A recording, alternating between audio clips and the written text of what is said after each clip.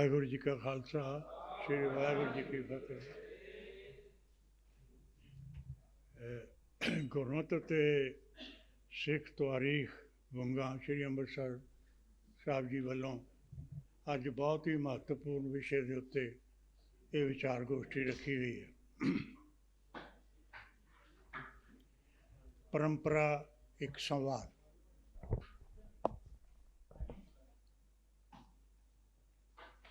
ਇਸ ਤੋਂ ਪਹਿਲਾਂ ਕਿ ਅਸੀਂ ਸੰਵਾਦ ਰਚਾਈਏ, ਅਸੀਂ ਇਹ ਸਮਝੀਏ ਕਿ ਪਰੰਪਰਾ ਹੈ ਕੀ। ਪਰੰਪਰਾ ਦੋ ਤਰ੍ਹਾਂ ਦੀ ਹੈ, ਇੱਕ ਨਿਸ਼ਠਾਈ, ਇੱਕ ਆਨੰਦੀ, ਪਲੀਜ਼ਰ, ਇੱਕ ਨਿਰਪੇਖ ਐਬਸੋਲੂਟ ਟਰੁਥ।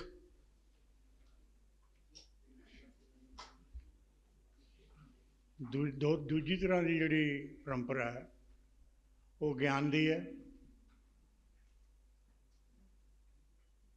ਇੱਕ ਉਹ ਕੀਤਾ ਪਸਾਉ ਦੀ ਹੈ ਅਤੇ ਸਾਪੇਖਕ ਹੈ, ਰੈਲੀਵੈਂਟ ਹੈ, ਇਕੁਅਲੀ ਡਿਪੈਂਡੈਂਟ ਹੈ। ਇਹ ਦੋ ਜਿਹੜੀਆਂ ਪਰੰਪਰਾ ਦੀਆਂ ਇੱਕ ਕਿਸਮ ਦੀਆਂ ਚੱਲ ਰਹੀਆਂ ਨੇ, ਦੋਏ ਐਬਸੋਲੂਟ ਪੋਲ 'ਤੇ ਖੜ੍ਹੀਆਂ ਨੇ। ਇੱਕ ਨਿਰਲੇਪ ਮੰਨਦੇ ਨੇ, ਨਿਰਪੇਖ ਮੰਨਦੇ ਨੇ, ਐਬਸੋਲੂਟ ਟਰੁੱਥ ਮੰਨਦੇ ਨੇ। ਉਹ 'ਤੇ ਬਹਿਸ ਨਹੀਂ ਹੋ ਸਕਦੀ, ਕੋਈ ਉਹਦੇ 'ਤੇ ਸੰਵਾਦ ਨਹੀਂ ਹੋ ਸਕਦਾ। ਇੱਕ ਗਿਆਨ ਹੈ, ਵਿਚਾਰਧਾਰਾ ਹੈ, ਔਰ ਇਸ ਸੰਸਾਰ ਦੀ ਉਤਪਤੀ ਦੇ ਕਿਹੜੇ ਕਿਹੜੇ ਕਾਰਨ ਨੇ, ਔਰ ਇਸ ਸੰਸਾਰ ਦੇ ਵਿੱਚ ਕੁਦਰਤ ਅਤੇ ਮਨੁੱਖ ਦਾ ਆਪਸੀ ਸਾਪੇਖਤਾ ਕੀ ਹੈ। ਆਪਸੀ ਜਿਹੜਾ ਪ੍ਰਭਾਵ ਹੈ, ਇੱਕ ਦੂਜੇ ਤੋਂ ਲੈਣਾ, ਇੱਕ ਦੂਜੇ ਦੇ ਉੱਤੇ ਡਿਪੈਂਡੈਂਟ ਹੋਣਾ, ਇਹ ਕੀ ਹੈ। ਹੁਣ ਸਪਸ਼ਟ ਹੈ ਕਿ ਇਹ ਸੰਸਾਰ ਦੀ ਉਤਪਤੀ ਵਾਸਤੇ ਬਾਰੇ ਗੁਰੂ ਨਾਨਕ ਦੇਵ ਜੀ ਨੇ ਬਹੁਤ ਹੀ ਸਟੀਕ ਗੱਲ ਕੀਤੀ, ਬਹੁਤ ਹੀ ਸਟੀਕ। ਉਹ ਕਹਿੰਦੇ ਨੇ ਕਿ ਅਰਬਨ ਨਰਬਨ ਧੰਦੂਕਾਰ, ਕੁਛ ਨਹੀਂ ਸੀ, ਨਥਿੰਗ ਵਾਜ਼ ਦੇਅਰ। ਫਿਰ ਕੀ ਹੋਇਆ ਕਿ ਇੱਕ ਗੂੰਜ ਹੋਈ, ਇੱਕ ਕਵਾਅ ਹੋਇਆ, ਇੱਕ ਆਵਾਜ਼ ਹੋਈ, ਜੀ ਤੋਂ ਇਹ ਸ੍ਰਿਸ਼ਟੀ ਸਾਜੀ। ਸਾਇੰਸ ਵੀ ਇਹ ਮੰਨਦੀ ਹੈ। ਬਿਗ ਬੈਂਗ, ਉਹ ਵੀ ਇਹ ਕਹਿੰਦੇ ਨੇ ਇੱਕ ਬਿਗ ਬੈਂਗ ਹੋਇਆ, ਬਹੁਤ ਵੱਡਾ ਖੜਾਕ ਹੋਇਆ, ਔਰ ਉਹ ਖੜਾਕ ਅੱਜ ਵੀ ਉਸ ਨੂੰ ਸਾਇੰਸ ਮੰਨਦੀ ਹੈ। ਅਤੇ ਕੀ ਗੁਰੂ ਨਾਨਕ ਦੇਵ ਜੀ ਵੇਲੇ ਉਹਨਾਂ ਨੂੰ ਵੀ ਪਤਾ ਸੀ ਕਿ ਇੱਕ ਕਵਾਅ, ਇੱਕੋ ਕਵਾਅ ਕੀਤਾ ਪਸਾ, ਇੱਕ ਆਵਾਜ਼, ਇੱਕ ਗੂੰਜ, ਓਮ, ਉਹ ਤੋਂ ਹੋਇਆ। ਉਹ ਓਮ, ਉਹ ਆਵਾਜ਼ ਸ਼ਬਦ 'ਚ ਤਬਦੀਲ ਹੋਈ। ਸ਼ਬਦ ਦੀ ਰੈਲੀਵੈਂਸ ਜਿਹੜੀ ਹੈ, ਡਿਪੈਂਡੈਂਟ ਜਿਹੜੀ ਹੈ, ਉਹ ਇਤਿਹਾਸ ਨਾਲ, ਸਮਾਜ ਨਾਲ, ਫਲਸਫੇ ਨਾਲ ਹੋਈ। ਸ਼ਬਦ ਹੀ ਹੈ ਜੋ ਫਲਸਫਾ ਦੱਸ ਸਕਦਾ, ਸੰਭਾਲ ਸਕਦਾ। ਸ਼ਬਦ ਹੀ ਹੈ ਜੋ ਇਤਿਹਾਸ ਹੈ। ਸ਼ਬਦ ਹੀ ਹੈ ਜੋ ਸਮਾਜ ਨੂੰ ਸੰਗਠਿਤ ਰੂਪ ਵਿੱਚ ਰੱਖ ਸਕਦਾ। ਇਹ ਤਾਂ ਬਣਿਆ ਨਹੀਂ। ਜੇ ਸ਼ਬਦ ਨਹੀਂ ਹੈ ਤਾਂ ਕੁਛ ਨਹੀਂ। ਵੀ ਸ਼ਬਦ ਨਹੀਂ ਹੈ ਕੋਈ ਇਤਿਹਾਸ ਨਹੀਂ, ਜੇ ਸ਼ਬਦ ਨਹੀਂ ਹੈ ਕੋਈ ਫਲਸਫਾ ਨਹੀਂ। ਹੁਣ ਜਿਹੜੇ ਇਹ ਸਾਡੀ ਸਾਪੇਖਕ ਜਿਹੜੀ ਪਰੰਪਰਾ ਉਹ ਨੂੰ ਖਤਮ ਕਰਨਾ ਚਾਹੁੰਦੇ ਨੇ। ਅੱਜ ਸਾਡੀ ਸਪੇਖਤ ਸੰਤ ਜਿਹੜੀ ਪਰੰਪਰਾ ਹੈ, ਜਿਹਨੂੰ ਆਪਾਂ ਗੁਰਮਤਿ ਅਤੇ ਸਿੱਖ ਪਰੰਪਰਾ ਦੀ ਗੱਲ ਕਰਦੇ ਹਾਂ, ਬਿਲਕੁਲ ਗੁਰਮਤ ਸਾਰਾ ਸਪੇਖਕ ਹੈ, ਕੋਈ ਨਿਰਲੇਪ ਨਹੀਂ ਹੈ। ਇਹ ਕੋਈ ਨਿਰਲੇਪ ਨਹੀਂ ਹੈ, ਇਹ ਸਪੇਖਕ ਹੈ। ਇਹ ਮਨੁੱਖ ਨਾਲ ਬੱਝਿਆ ਹੈ, ਇਹ ਸਮਾਜ ਨਾਲ ਬੱਝਿਆ ਹੈ, ਇਹ ਕੁਦਰਤ ਨਾਲ ਬੱਝਿਆ ਹੈ, ਔਰ ਉਹਦੇ 'ਤੇ ਡਿਪੈਂਡੈਂਟ ਹੈ। ਇਸ ਨੂੰ ਅੱਜ ਬਹੁਤ ਵੱਡਾ ਖਤਰਾ ਹੈ। ਕਿਉਂ ਸਾਨੂੰ ਅੱਜ ਗੋਸ਼ਟੀ ਕਰਨੀ ਪੈ ਰਹੀ ਹੈ? ਮੈਂ ਮੁਬਾਰਕਬਾਦ ਦਿੰਦਾ ਪ੍ਰਬੰਧਕਾਂ ਨੂੰ ਕਿ ਉਹਨਾਂ ਨੇ ਬਹੁਤ ਹੀ ਮਹੱਤਵਪੂਰਨ ਵਿਸ਼ੇ 'ਤੇ ਅੱਜ ਸਾਡੀ ਚਿੰਤਾ ਨੂੰ ਸੰਵਾਦ ਰੂਪ 'ਚ ਇੱਥੇ ਲੈ ਕੇ ਆਉਂਦਾ। ਅੱਜ ਗੁਰਮਤਿ ਸਿੱਖ ਪਰੰਪਰਾ ਦੇ ਉੱਤੇ ਬਹੁਤ ਵੱਡਾ ਅਟੈਕ ਹੋ ਰਿਹਾ, ਬਹੁਤ ਵੱਡਾ ਇਹਨੂੰ ਤੋੜਨ ਦੇ, ਇਹਨੂੰ ਖਤਮ ਕਰਨ ਦੇ ਮਨਸੂਬੇ ਘੜੇ ਜਾ ਰਹੇ ਨੇ। ਮੈਂ ਆਪਣੇ ਲੋਕ ਨਹੀਂ ਕਹਿੰਦਾ, ਸਾਡੇ ਪੈਸਾ ਬੈਠੇ ਨੇ, ਬੜੇ ਵਿਦਵਾਨ ਬੈਠੇ ਨੇ, ਤੁਸੀਂ ਸਾਰੇ ਵਿਦਵਾਨ ਹੋ। ਦੁਨੀਆ ਜਿਹੜਾ ਥਿੰਕ ਟੈਂਕ ਹੈ, ਉਹ ਥਿੰਕ ਟੈਂਕ ਕੀ ਕਹਿੰਦਾ? ਬੜੀ ਹੀ ਡੇਂਜਰਸ, ਬੜੀ ਖਤਰਨਾਕ ਗੱਲ ਕਹਿੰਦਾ। ਉਹ ਥਿੰਕ ਟੈਂਕ ਇਹ ਕਹਿੰਦਾ ਹਿਸਟਰੀ ਇਜ਼ ਡੈਡ, ਇਤਿਹਾਸ ਮਰ ਚੁੱਕਿਆ ਹੈ। ਉਹ ਕਹਿੰਦਾ ਫਲਸਫਾ ਮਰ ਚੁੱਕਿਆ ਹੈ। ਉਹ ਥਿੰਕ ਟੈਂਕ ਕਹਿੰਦਾ, ਮੈਂ ਨਹੀਂ ਕਹਿੰਦਾ, ਰਿਟਨ ਹੈ। ਉਹ ਕਹਿੰਦਾ ਸੋਸਾਇਟੀ ਮਰ ਚੁੱਕੀ ਹੈ, ਨੋ ਸੋਸਾਇਟੀ ਐਟ ਆਲ, ਕੋਈ ਚਾਚਾ ਨਹੀਂ, ਕੋਈ ਤਾਇਆ ਨਹੀਂ, ਕੋਈ ਕੁਛ ਨਹੀਂ। ਤੇ ਫਿਰ ਸਭ ਤੋਂ ਵੱਡਾ ਖਤਰਨਾਕ ਕਹਿੰਦਾ ਹੈ, ਉਹ ਕਹਿੰਦਾ ਵਰਡ ਇਜ਼ ਡੈਡ, ਸ਼ਬਦ ਮਰ ਚੁੱਕਿਆ ਹੈ। ਔਰ ਉਹਦੇ ਲਈ ਉਹ ਸਪਸ਼ਟ ਤੌਰ 'ਤੇ ਕਹਿੰਦਾ ਕਿ ਸ਼ਬਦ ਚਿੰਨ੍ਹ 'ਚ ਤਬਦੀਲ ਹੋ ਗਿਆ।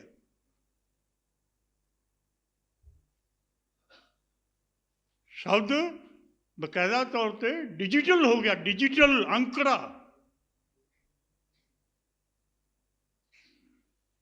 ਅੱਜ ਸਾਡੇ ਵਿਦਿਆਰਥੀਆਂ ਨੂੰ ਪੁੱਛਿਆ ਜਾਵੇ ਕਿ ਤੁਹਾਡੇ ਟੈਲੀਫੋਨ ਦਾ ਨੰਬਰ ਕੀ ਹੈ, ਉਹ 12,914 ਨਹੀਂ ਦੱਸਦੇ, ਕਿਉਂਕਿ ਉਹਨਾਂ ਨੂੰ ਪਤਾ ਹੀ ਨਹੀਂ ਸ਼ਬਦ ਦਾ ਵੀ 12,000 ਹੁੰਦਾ, 900 ਵੀ ਹੁੰਦਾ, 14 ਵੀ ਹੁੰਦਾ। ਉਹ ਕੀ ਕਰਨਗੇ? 12941। ਇਟ ਮੀਨਸ ਅੰਕੜੇ 'ਚ ਜਵਾਬ ਦੇਣਗੇ, ਸ਼ਬਦ 'ਚ ਜਵਾਬ ਨਹੀਂ ਦੇਣਗੇ। ਸੋ ਇਸ ਕਰਕੇ ਸਾਡੀ ਜਿਹੜੀ ਇਹ ਸ਼ਬਦ ਦੀ, ਇਤਿਹਾਸ ਦੀ, ਫਲਸਫੇ ਦੀ, ਸ਼ਬਦ ਦੀ ਪਰੰਪਰਾ, ਉਹਨੂੰ ਤਹਿਸ-ਨਹਿਸ ਕਰ ਰਹੇ ਨੇ, ਉਹਨੂੰ ਖਤਮ ਕਰ ਰਹੇ ਨੇ। ਇਹਦੇ ਬਾਰੇ ਸੋਚਣਾ ਚਾਹੀਦਾ ਕਿ ਅਸੀਂ ਆਪਣੇ ਇਤਿਹਾਸ ਨੂੰ ਮਰਨ ਦੇਣਾ ਚਾਹੁੰਦੇ ਹਾਂ? ਕਿ ਆਪਣੇ ਫਲਸਫੇ ਨੂੰ ਮਰਨ ਦੇਣਾ ਚਾਹੁੰਦੇ ਹਾਂ? ਕਿ ਅਸੀਂ ਆਪਣੇ ਸ਼ਬਦ ਨੂੰ ਮਰ ਦੇਣਾ ਚਾਹੁੰਦੇ ਹਾਂ? ਕਿ ਅਸੀਂ ਆਪਣੇ ਸਮਾਜ ਨੂੰ ਮਰਨ ਦੇਣਾ ਚਾਹੁੰਦੇ ਹਾਂ? ਬਿਲਕੁਲ ਵੀ ਨਹੀਂ ਚਾਹੁੰਦੇ।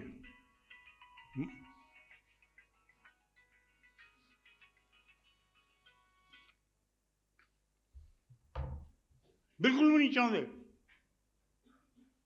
ਸਪਸ਼ਟ ਹੈ ਕਿ ਸਾਡੀ ਅੱਜ ਜਿਹੜੀ ਇਹ ਗੋਸ਼ਟੀ ਰੱਖੀ ਗਈ ਹੈ, ਇਹ ਉਸ ਪਰੰਪਰਾ ਨੂੰ ਬਚਾਉਣ ਦੇ ਲਈ ਰੱਖੀ ਗਈ ਹੈ ਜਿਹਦੇ 'ਚ ਫਲਸਫੀ ਹੈ, ਜਿਹਦੇ 'ਚ ਇਤਿਹਾਸ ਹੈ, ਜਿਹਦੇ 'ਚ ਸ਼ਬਦ ਹੈ, ਜਿਹਦੇ 'ਚ ਸਮਾਜ ਹੈ।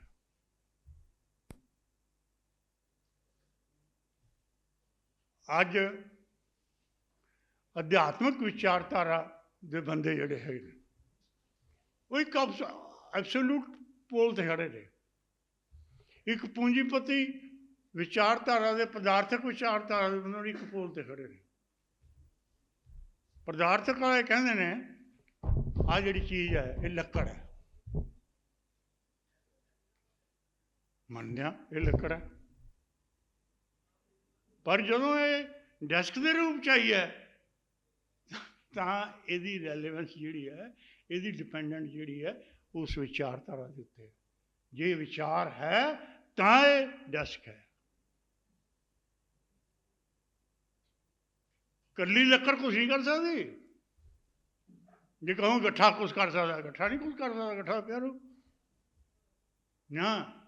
ਇੱਕ ਵਿਚਾਰ ਪੈਦਾ ਹੋਇਆ, ਇੱਕ ਫਿਲਾਸਫੀ ਪੈਦਾ ਹੋਈ, ਇੱਕ ਵਿਚਾਰਧਾਰਾ ਪੈਦਾ ਹੋਈ ਜਿਸ ਨੇ ਇਹਨੂੰ ਇੱਕ ਡੈਸਕ ਦਾ ਰੂਪ ਦਿੱਤਾ, ਇੱਕ ਮੇਜ਼ ਦਾ ਰੂਪ ਦਿੱਤਾ, ਇੱਕ ਖਿੜਕੀ ਦਾ ਰੂਪ ਦਿੱਤਾ, ਇੱਕ ਦਰਵਾਜ਼ੇ ਦਾ ਰੂਪ ਦਿੱਤਾ। ਇਹ ਹੋਈ ਦੋਵਾਂ ਨੂੰ ਆਪਣੀ ਐਬਸੋਲੂਟਨੈਸ ਨੂੰ ਤਿਆਗਣਾ ਪੈਣਾ। ਅਧਿਆਤਮਵਾਦੀਆਂ ਨੂੰ ਵੀ ਆਪਣੀ ਐਬਸੋਲੂਟਨੈਸ ਨੂੰ ਤਿਆਗਣਾ ਪੈਣਾ। ਜੋ ਕਹਿਣ ਵੀ ਨਹੀਂ ਨਹੀਂ ਇਹ ਨਾਸ਼ਵਾਨ ਹੈ, ਇਹ ਕੁਛ ਨਹੀਂ ਹੈ, ਇਹ ਸੰਸਾਰ ਕੁਛ ਨਹੀਂ ਹੈ, ਇਹ ਪਦਾਰਥ ਕੁਛ ਨਹੀਂ ਹੈ, ਇਹ ਨਹੀਂ, ਕਿਤੇ ਵੀ ਗੁਰਮਤਿ ਦੇ ਵਿੱਚ ਇਹ ਗੱਲ ਨਹੀਂ ਕਹੀ ਗਈ। ਕਿਉਂ? ਭਾਈ ਥੋਲੇ ਭੰਗੂੜਾ ਵੀ ਹੋਵੇ, ਉੱਤੇ ਨਾਰ ਵੀ ਖੂਬਸੂਰਤ ਬੈਠੀ ਹੋਵੇ, ਚੰਦਨ ਦਾ ਲੇਪ ਵੀ ਕੀਤਾ ਹੋਵੇ, ਮਤ ਦੇਖ ਭੁਲਾ ਵਿਸਰੈ ਤੇਰਾ ਚਿਤ ਨਾ ਹੋਵੇ। ਉਹਨਾਂ ਨੇ ਕਦੇ ਨਹੀਂ ਕਿਹਾ ਵੀ ਆਹ ਚੀਜ਼ਾਂ ਨਹੀਂ ਹੋਣੀਆਂ ਚਾਹੀਦੀਆਂ, ਹੋਣੀਆਂ ਚਾਹੀਦੀਆਂ ਕਰੇ। ਇਸ ਕਰਕੇ ਇਹ ਗੱਲ ਕਹਿਣੀ ਕਿ ਨਹੀਂ ਜੀ ਇਹਦਾ ਕੁਝ ਨਹੀਂ ਹੈ, ਪ੍ਰਤੱਖ ਰੂਪ ਹੈ। ਔਰ ਕੀ ਕਹਿੰਦੇ ਨੇ, ਇਹ ਸਰਗੁਣ ਰੂਪ ਹੈ, ਸਰਵ ਗੁਣਾ ਭਰਪੂਰ ਰੂਪ ਹੈ। ਤੇ ਫਿਰ ਅਸੀਂ ਜਦੋਂ ਆਪਣੇ ਇਤਿਹਾਸ ਨੂੰ ਸਿਰਜਿਆ ਤਾਂ ਆਪਣੇ ਨਾਇਕਾਂ ਨੂੰ ਯਾਦ ਕਰਦੇ ਹਾਂ। ਗੁਰੂ ਨਾਨਕ ਸਾਡਾ ਨਾਇਕ ਹੈ। ਗੁਰੂ ਨਾਨਕ ਤੋਂ ਲੈ ਕੇ ਗੁਰੂ ਗੋਬਿੰਦ ਸਿੰਘ ਤੱਕ ਸਿੱਖ ਫਲਸਫਾ, ਗੁਰੂ ਗੋਬਿੰਦ ਸਿੰਘ ਤੋਂ ਬਾਅਦ ਖਾਲਸਾ ਫਲਸਫਾ, ਖਾਲਸਾ ਵਿਚਾਰਧਾਰਾ। ਉਦੋਂ ਪਹਿਲਾਂ ਖਾਲਸਾ ਵਿਚਾਰਧਾਰਾ ਨਹੀਂ ਸੀ, ਸਿੱਖ ਵਿਚਾਰਧਾਰਾ ਸੀ, ਸਿੱਖੇ ਸੀ। ਪਰ ਗੁਰੂ ਗੋਬਿੰਦ ਸਿੰਘ ਨੇ ਇਹਨੂੰ ਖਾਲਸੇ ਦੇ ਵਿੱਚ ਪਰਿਵਰਤਨ ਕੀਤਾ। ਹੁਣ ਇਹ ਸਾਰੀ ਨਿਰੰਤਰਤਾ ਚੱਲੀ ਆ ਰਹੀ, ਗਤੀਸ਼ੀਲਤਾ ਚੱਲੀ ਆ ਰਹੀ ਗੱਲ ਹੈ। ਅਸੀਂ ਇਹ ਨਹੀਂ ਕਹਿੰਦੇ ਕਿ ਗੁਰੂ ਨਾਨਕ ਦੇਵ ਜੀ ਤੋਂ ਪਹਿਲਾਂ ਕੋਈ ਫਲਸਫਾ ਹੈ ਨਹੀਂ ਸੀ। ਨਹੀਂ, ਚਾਰਵਾਕ ਸੀ, ਬੁੱਧ ਸੀ, ਜੈਨ ਸੀ, फिर समकाली भक्त से गुरु रविदास जी से, जिन्होंने अपना एक अजिहा शहर बसाउण की उन्होंने कल्पना की कि जिहदे च कोई चोर ना होवे, कोई डाकू ना होवे, किसी दे कोई बेईमानी ना होवे, कुछ ना होवे।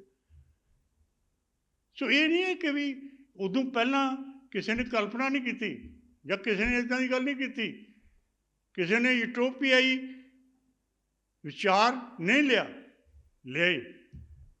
पर गुरु नानक देव जी ने उस भगती नूं, वो जिहड़ी भगती जिहदे च असीं कहांगे भगती ज़्यादा भारू सी, ज्ञान दे विच उहनूं नहीं सी कन्वर्ट किया गया। गुरु नानक देव जी पहले गुरु ने जिन्हां ने उस भगती दे नाल ज्ञान नूं जोड़िया।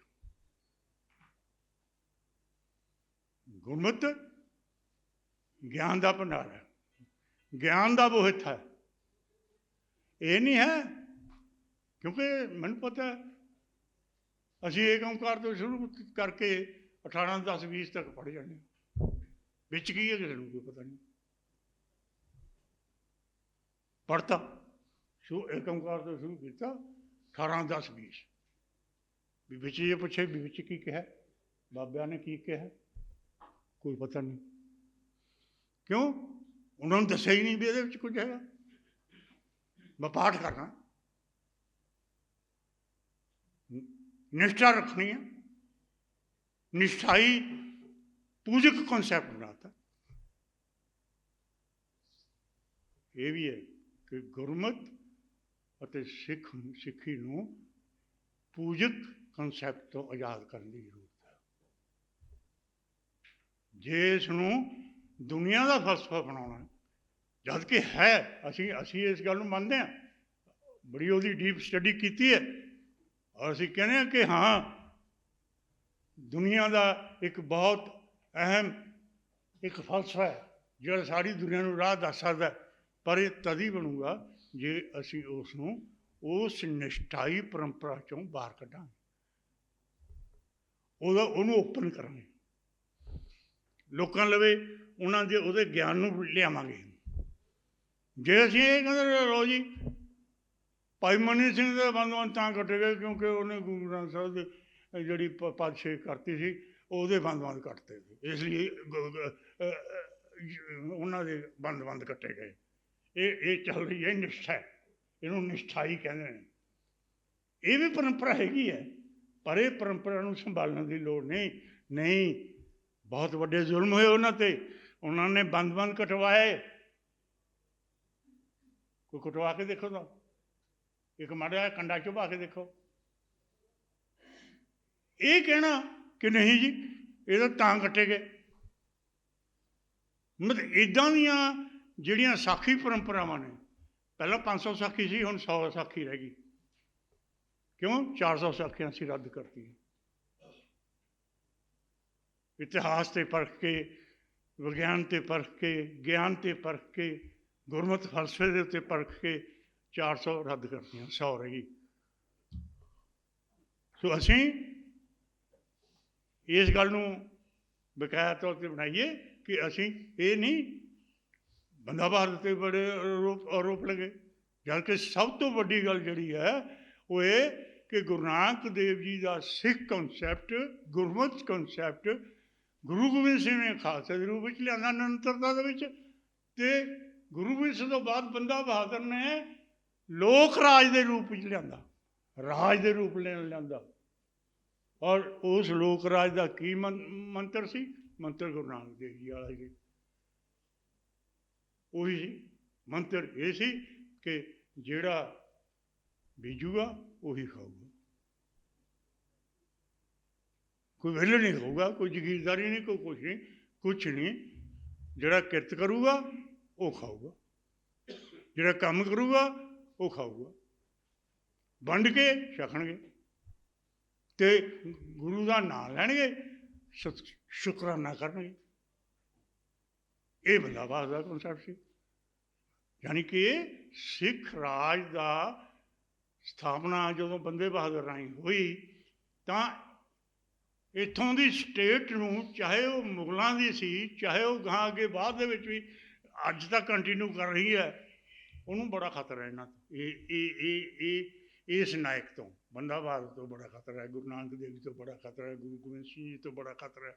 ਵੀ ਜੇ ਇਹ ਚੱਲਦਾ ਰਿਹਾ ਕੰਟੀਨਿਊਸਲੀ ਤਾਂ ਫਿਰ ਸਾਡੀ ਕਰਪਸ਼ਨ ਜਿਹੜੀ ਹੈ, ਸਾਡਾ ਜਿਹੜਾ ਅਸੀਂ ਕਹਾਂਗੇ ਮੋਹ ਮਾਇਆ ਨਾਲ ਇਕੱਠੀ ਕੀਤੀ ਹੋਈ ਦੌਲਤ ਹੈ, ਕਿੱਧਰ ਜਾਊਗੀ? ਜਿਹੜੀ ਪਾਪਾਂ ਨਾਲ ਇਕੱਠੀ ਕੀਤੀ ਹੋਈ ਹੈ ਕਿੱਧਰ ਜਾਊਗੀ? ਬਾਬਾ ਜੀ ਤਾਂ ਕਹਿੰਦੇ ਵੀ ਪਾਪਾਂ ਬਾਝ ਨਾ ਹੋਵੇ ਇਕੱਠੀ। ਸੋ ਸਪਸ਼ਟ ਹੈ ਕਿ ਇਹ ਇੱਕ ਅੱਜ ਦੀ ਚਾਹੇ ਹੁਣ ਦੀ ਹਕੂਮਤ ਹੈ ਹਿੰਦੁਸਤਾਨ ਦੀ, ਇਹ ਸਾਰੇ ਜਿਹੜੇ ਨੇ ਇਹ ਬਕਾਇਦਾ ਤੌਰ 'ਤੇ ਉਸ ਭਾਈ ਲਾਲੋ ਦੇ ਕੋਦੇ ਦੀ ਰੋਟੀ ਦੇ ਵਿਰੋਧੀ ਨੇ। ਇਹ ਭਾਗੋ ਦੇ ਪੂੜਿਆਂ ਦੇ ਹੱਕ 'ਚ ਨੇ, ਜਿਹਨੂੰ ਬਾਬਾ ਨਾਨਕ ਨੇ ਰੱਦ ਕੀਤਾ। ਸਾਨੂੰ ਪਰੰਪਰਾ ਕੀ ਦਿੱਤੀ ਬਾਬਾ ਨਾਨਕ ਨੇ? ਉਹ ਪਰੰਪਰਾ ਦਿੱਤੀ ਕਿ ਭਾਈ ਕਿਰਤ ਕਰੋ। ਜਪਜੀ ਸਾਹਿਬ ਦੇ ਵਿੱਚ ਹੀ ਜਿਹੜਾ ਮੂਲ ਮੰਤਰ ਹੈ, ਉਸੇ 'ਚ ਹੀ ਕਰਤਾ ਪੁਰਖ ਦੀ ਕ੍ਰੀਏਟਿਵਿਟੀ ਦੱਸੀ ਹੈ। ਏਕ ਓਂਕਾਰ ਸਤਿਨਾਮ ਕਰਤਾ ਪੁਰਖ, ਦੀ ਗ੍ਰੇਟ ਕ੍ਰੀਏਟਿਵ ਮੈਨ, ਜਿਹੜਾ ਉਹਦੇ ਵਿਸ਼ੇਸ਼ਤਾਵਾਂ ਦੱਸੀਆਂ ਉਹਦੀਆਂ, ਨਿਰਭਉ, ਨਿਰਵੈਰ, ਟਾਈਮਲੈਸ, ਫਿਰ ਅੱਗੇ ਕੰਟੀਨਿਊਟੀ ਦੇ ਵਿੱਚ ਗਤੀਸ਼ੀਲ, ਔਰ ਗੁਰੂ ਦੀ ਕਿਰਪਾ ਦੇ ਨਾਲ ਉਹਦੀ ਸਮਝ ਆਉਂਦੀ ਹੈ। ਪ੍ਰਾਪਤੀ ਨਹੀਂ, ਸਮਝ ਆਉਂਦੀ ਹੈ, ਗਿਆਨ ਆਉਂਦਾ। ਜੇ ਗੁਰੂ ਦੀ ਕਿਰਪਾ ਹੋ ਜਾਏ, ਜੇ ਗੁਰੂ ਗਿਆਨ ਦੇ ਦੇਵੇ ਤਾਂ ਆਹ ਸਾਨੂੰ ਗਿਆਨ ਆਉਂਦਾ ਕਿ ਪ੍ਰਮੁੱਖ ਰੂਪ ਦੇ ਵਿੱਚ ਦਾ ਗ੍ਰੇਟ ਕ੍ਰੀਏਟਿਵ ਮੈਨ, ਉਹ ਕ੍ਰੀਏਟਿਵ ਮੈਨ ਦੀਆਂ ਸਾਰੀਆਂ ਵਿਸ਼ੇਸ਼ਤਾਵਾਂ ਸਾਡੇ ਵਿੱਚ ਪਾਈਆਂ ਹੋਈਆਂ ਨੇ, ਪਰ ਅਸੀਂ ਭੁੱਲੀ ਬੈਠੇ ਹਾਂ ਕਿ ਭਾਈ ਜਿਹੜਾ ਮੂਲ ਮੰਤਰ ਹੈ ਉਹਦੀਆਂ ਸਾਰੀਆਂ ਵਿਸ਼ੇਸ਼ਤਾਵਾਂ ਸਾਡੇ 'ਚ ਪਾਈਆਂ ਹੋਈਆਂ ਨੇ।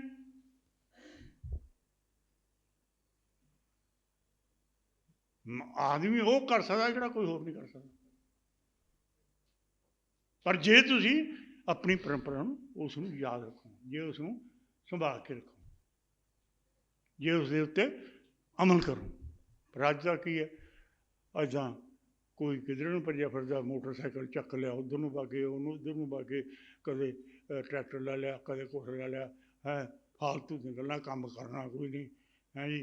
तो ये जिहड़ी करन नूं, किरत नूं असीं तिलांजलि देती, इहने साडे शब्द नूं भी मारता।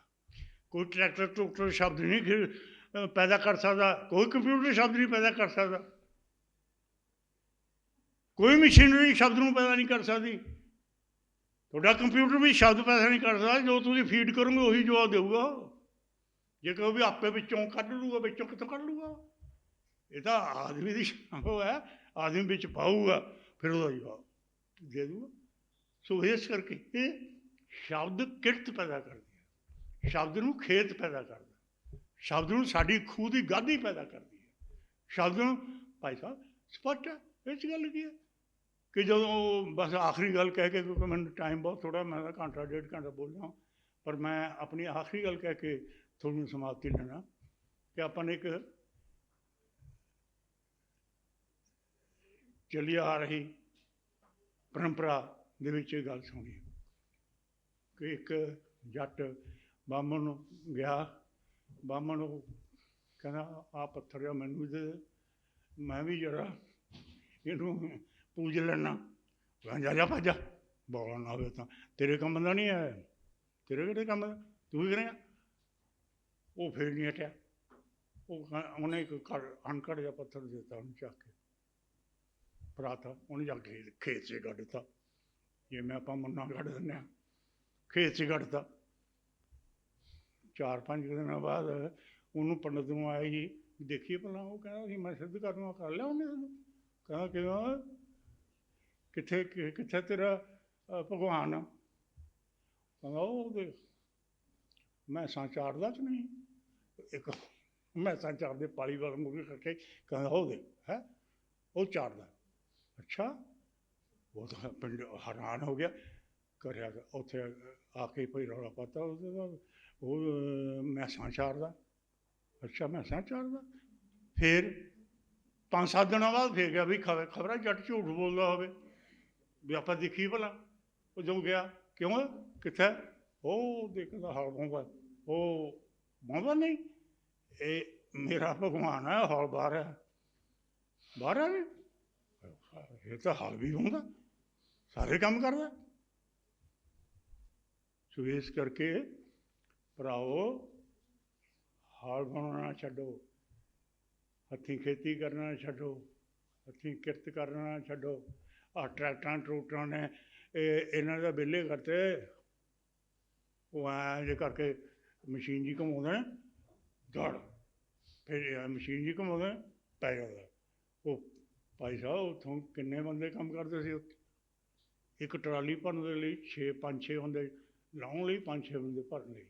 हुण की है, एक बंदा भरदा वो ऐ करके डोल दिंदा, फिर भर लिया, फिर डोल दिंदा, किन्ने बिले करते। सो इस करके जे किरत छड्डोगे बेरोजगारी वधूगी, जे कम करोगे बेरोजगारी नहीं बढ़ेगी। सो ये बहुत अमली है, ये परंपरा को आप कायम रखना, अपने फलसफे को बचाना, अपने इतिहास को बचाना, अपने शब्द को बचाना, अपने समाज को बचाना। ये कोई और नहीं, एक चाची ताई मासी फलाना आंटी फुफड़ मामा ओ बाबा दादा चाचा है अंकल, वट नॉनसेंस। मैनू एक बुढ़ी कहती, एक कहना अंकल परे हटी, मैं क्या है मेरे दाढ़ी चिट्टी है, मैं नाने की उम्र का हाँ, दादे की उम्र का, मैं कितों अंकल लगे थोड़ा। आ कुछ करना चाहते हैं जोड़े अज ने साढ़े सारे समाज को तोड़ देना चाहते हैं, खत्म कर देना चाहते हैं, साढ़े रिश्तों को खत्म कर देना चाहते हैं। सो असी ये नहीं होने देना, अपनी परंपरिक समाज को, अपनी परंपरिक फलसफे को, अपनी परंपरिक विचारधारा को, अपने परंपरिक समाज को बचाना, उस शब्द को बचाना। इन्ना ही मैंने कहना सी। वाहिगुरू दा खालसा वाहिगुरू जी की फतेह।